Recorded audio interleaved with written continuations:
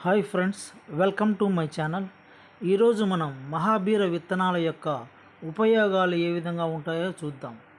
మహాబీర విత్తనాలకు మరి ఒక పేరే వనతులసి విత్తనాలు.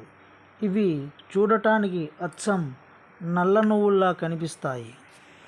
ఈ విత్తనాలను నీటిలో వేసినప్పుడు ఉబ్బి తెల్లని జిగురు లాంటి పదార్థంలా అచ్చం సబ్జా గింజల్లా మారిపోతాయి.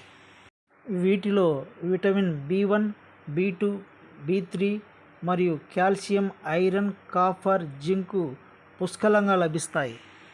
ఈ మహాబీర విత్తనాల ఉపయోగాల గురించి తెలుసుకునే ముందు మా ఛానల్ నుండి మరిన్ని ఇలాంటి వీడియోలు మీకు అందేలా మా ఛానల్ని సబ్స్క్రైబ్ చేసుకోండి. మీ ఫ్రెండ్స్తో కూడా సబ్స్క్రైబ్ చేయించండి. లైక్ చేయండి, షేర్ చేయండి, కామెంట్ కూడా చేయండి. సాధారణంగా 50 సంవత్సరాలు దాటిన వారికి కాల్షియం తగ్గిపోవడం, మోకాళ్ళ మధ్య జిగురు తగ్గి కీళ్ళ మధ్య గ్యాపులు ఏర్పడటం లాంటివి తరచుగా వింటుంటాము. అయితే ఈ మధ్యకాలంలో 25 సంవత్సరాలు దాటిన వారిలో కూడా ఇలాంటి సమస్యలు కనిపించడం మనం గమనిస్తూనే ఉన్నాం. ఇలా మోకాళ్ళ నొప్పులు, నడుము నొప్పులతో బాధపడే వారికి ఈ మహాబీర విత్తనాలు అద్భుతంగా పనిచేస్తాయి. వీటిని ఏ విధంగా ఉపయోగించాలో ఇప్పుడు మనం తెలుసుకుందాం. ఈ వీడియోలో మీరు చూస్తున్నది మహాబీర విత్తనాలండి. ఇవి అన్ని ఆయుర్వేద షాపులలో లభిస్తాయి. మహాబీర విత్తనాలని అడిగి మనం వాటిని కొనుక్కోవచ్చు.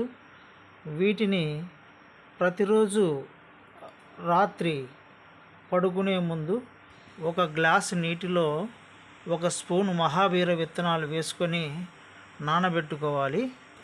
ఆ నానబెట్టుకునే మహాబీర విత్తనాలు తెల్లవారి ఉదయం లేవగానే బ్రష్ చేసుకున్న తర్వాత మనం పొరకడుపునే ఆ మహాబీర విత్తనాలు ఉబ్బి తెల్లగా జిగురులాగా ఏర్పడి సబ్జా గింజల్లాగా తయారవుతాయి. ఆ జిగురును నీటితో కలిపి మొత్తంగా తాగేసేయాలి.